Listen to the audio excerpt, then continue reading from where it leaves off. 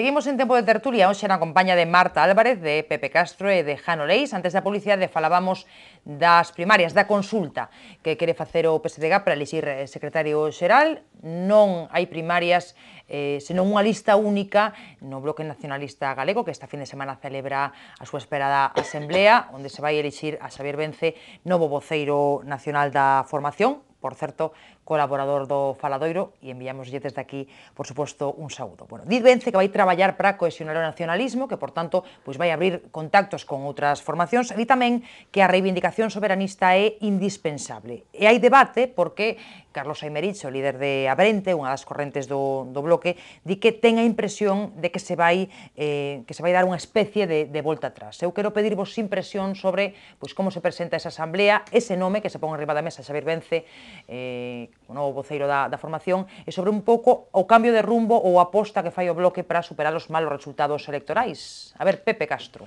xa temos falado desto bastantes veces. Sí.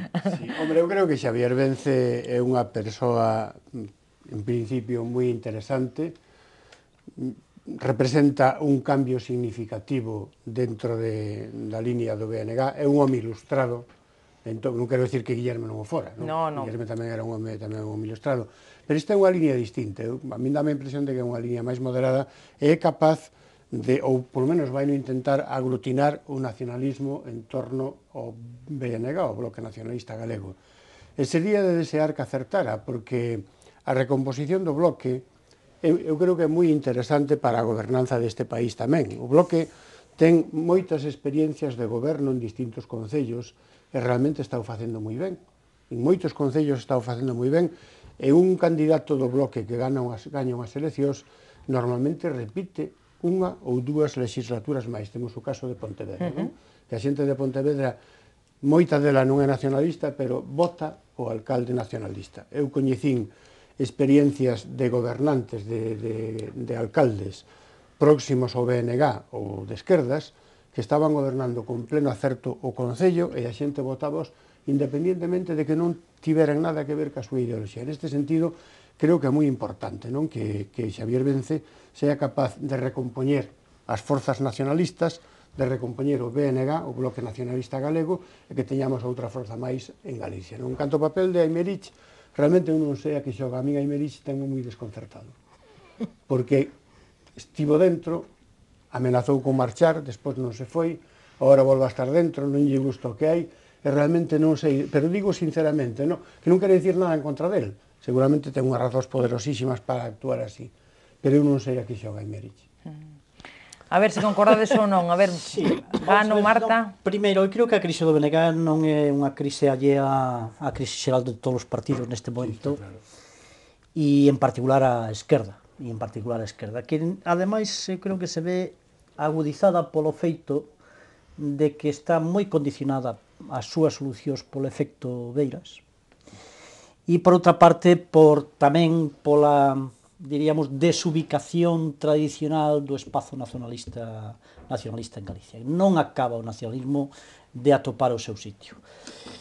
E, bueno, eu creo que nesta asamblea do BNG, o BNG está nunha auténtica encrucillada en optar por ser unha forza política con vocación de goberno ou situarse en posicións antisistema, co cal eu creo que isto ao final sería un desastre para o BNG, como alternativa ao goberno sería un auténtico desastre e que condenaría ademais ao nacionalismo a situacións de insignificancia política a medio e longo prazo.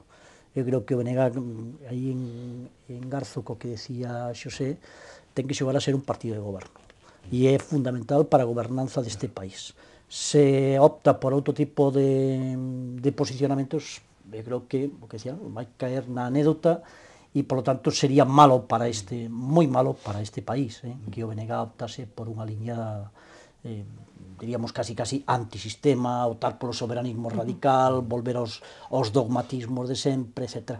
E aínda que é certo que a persoa de Xavier Vence non responde aparentemente a este perfil, tamén non é menos certo que outros nomeamentos que aí se producen e declaracións efectuadas parece que todo apunta a que se reforza esta liña máis sectaria, máis dogmática. Eu creo que sería unha mala noticia para este país, que o Bloque entrase por esos derroteros. Sí, a mí es lo que me tiene, digamos, un poco desconcertada.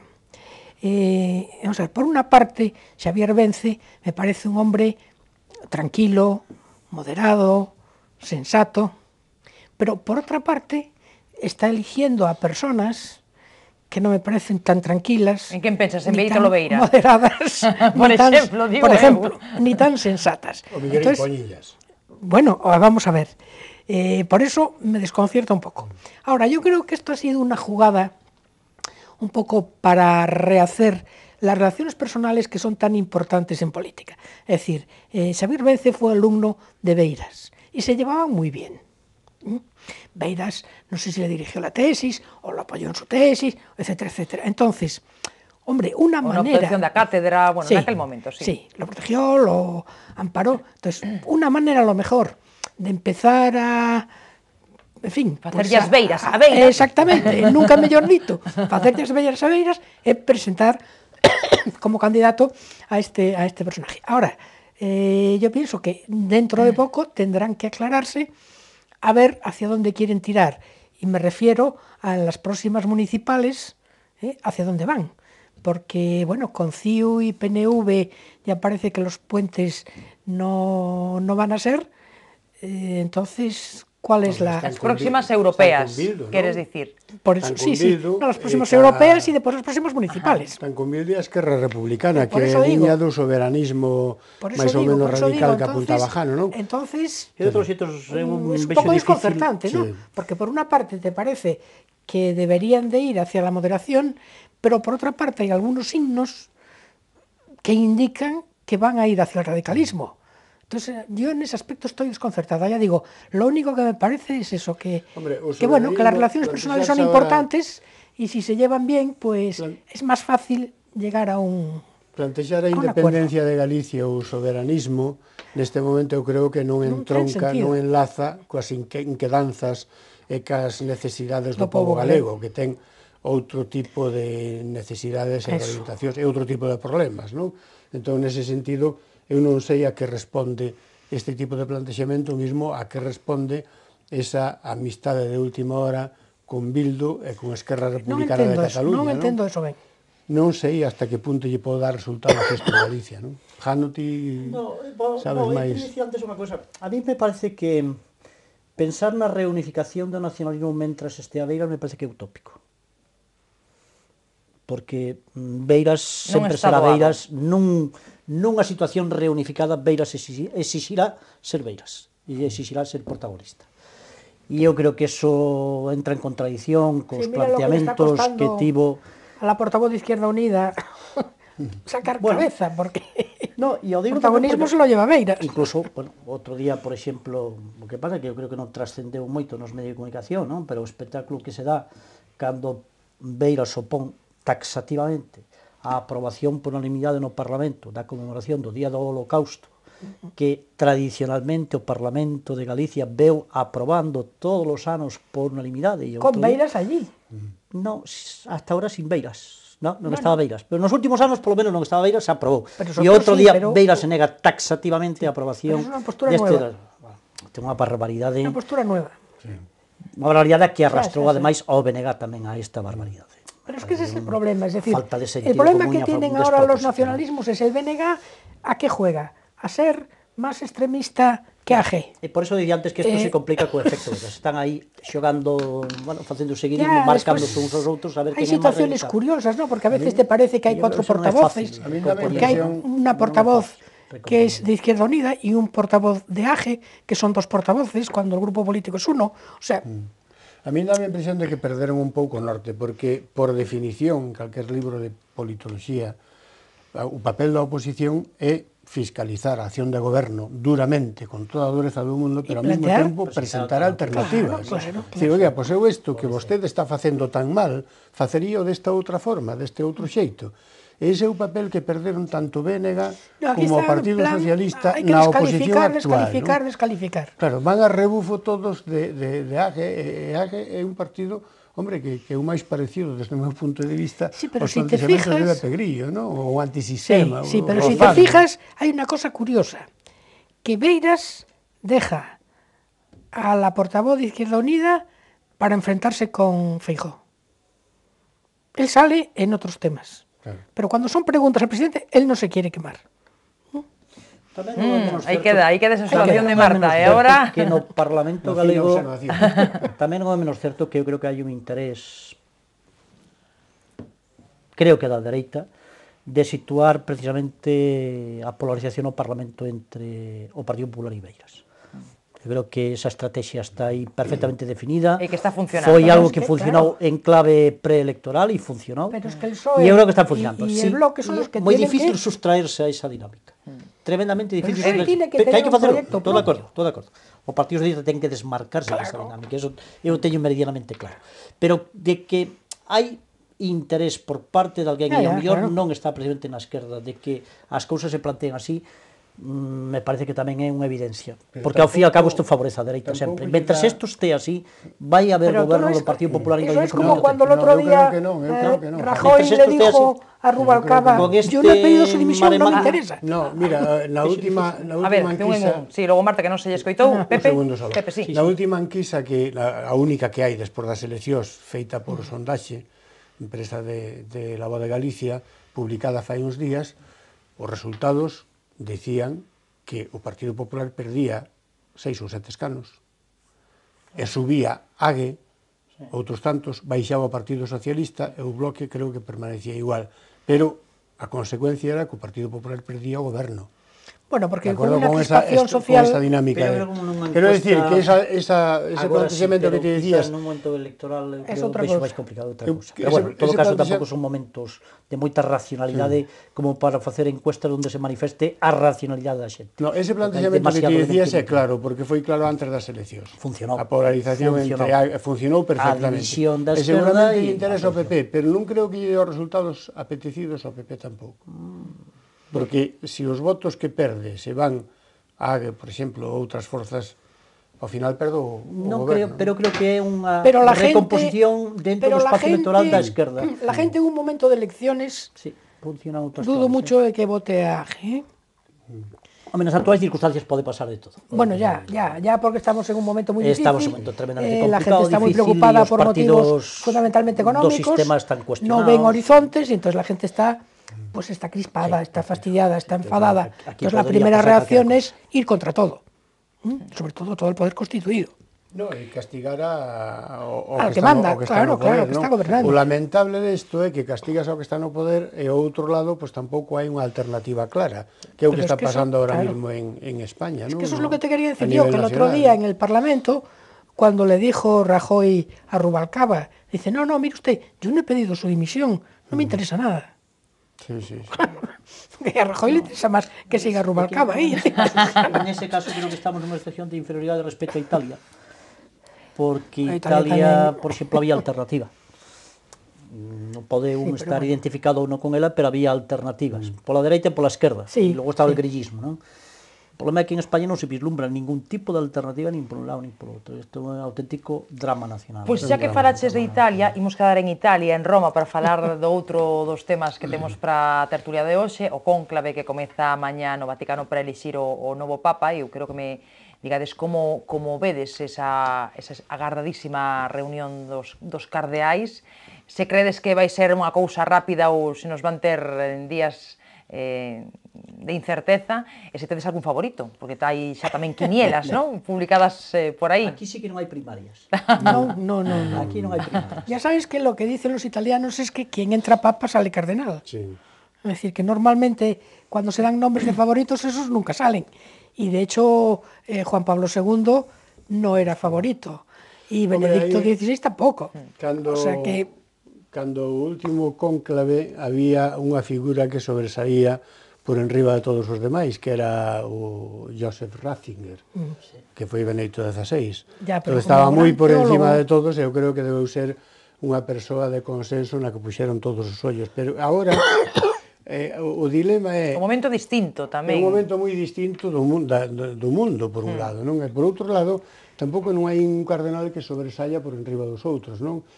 O que sí ten claro que vai a ser elexido agora é que non o van a comparar nin con Juan Pablo II, nin con Benedicto XVI tampouco, sino que vai a ser moito máis libre para poder dirixir e gobernar a Iglesia Católica, non? Neste sentido.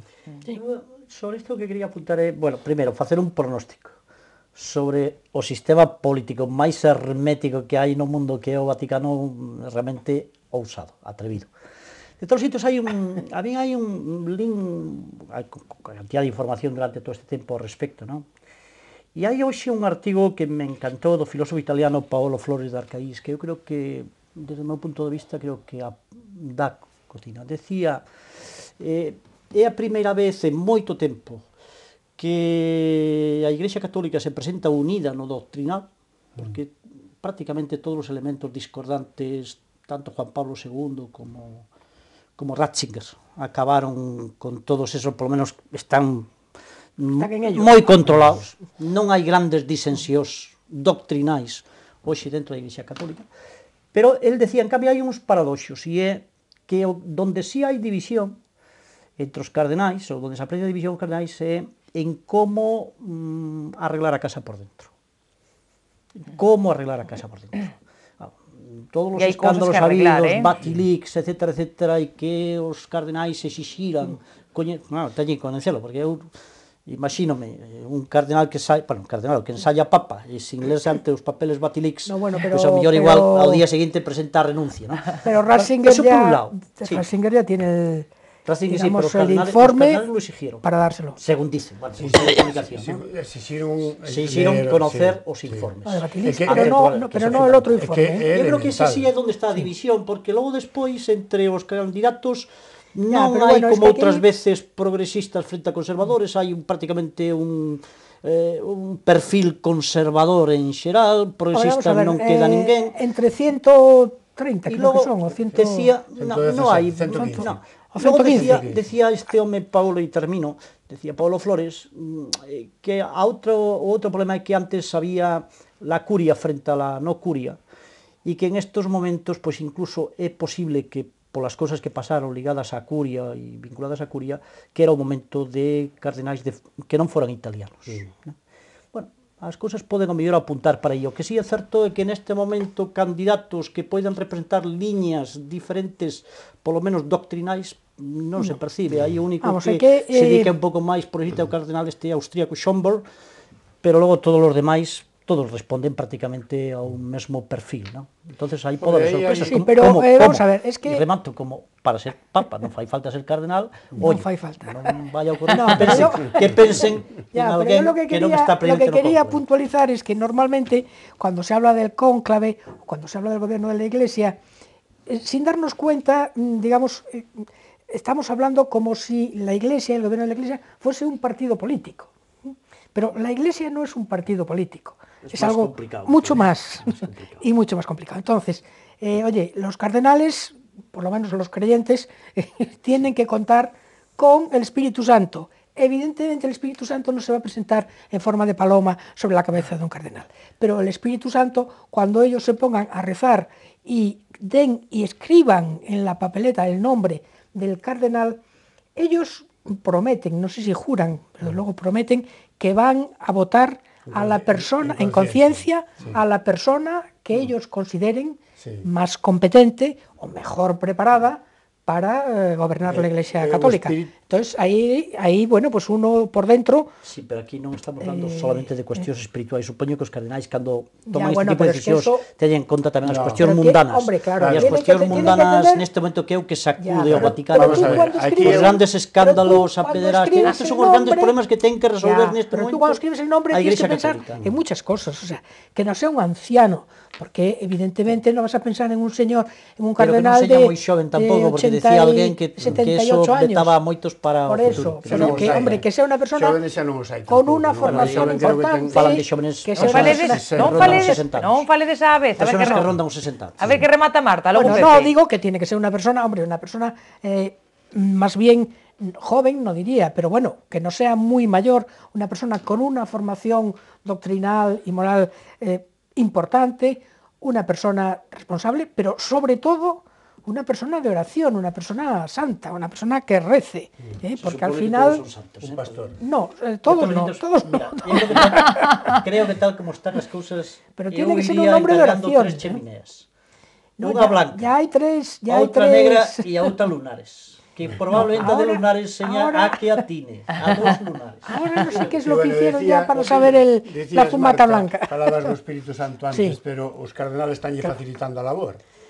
Nas congregacións que tuveron, Claro, nas reunións que tuveron claro, todos claro, estes claro. días, Es que es eu creo lógico. que aí informáronse, ou deberon informarse perfectamente, claro. de cales son os problemas da curia, os problemas das finanzas. Hombre, es que tienen que, claro, los es que lo problemas, tienen que los saber, escándalos porque... que hubo dentro Sí, de... pero vamos a ver, si tú piensas un momento que tú eres un cardenal y que tú entras en el cónclave y tienes que dar un nombre para que sea papa, pues lógicamente tú, oye, entre lo que sabes, pues escribes el nombre de la persona que te parece más capacitada, más preparada y mejor para ser papa. ¿Tú te crees que, Mira, ¿tú te crees que el cardenal Ratzinger dimitió simplemente por cansancio físico? Sinceramente, ¿te lo crees? Hombre, yo no me atrevería a decir por qué dimitió, sinceramente, pero a mí me parece que No fue me un extraña- ejemplo de no me humildad. extraña es que decir, con lo que hay alrededor, si él Hasta el no dios se de la sen- Capilla Sistina no se termine sentía bajando con y dándole de mamporros a más de uno. Pero bueno, A A más ver, de que estamos uno. pechando. A ver, Amable. sí, Marta. no digo que, oye, que si, no sé por qué dimitió,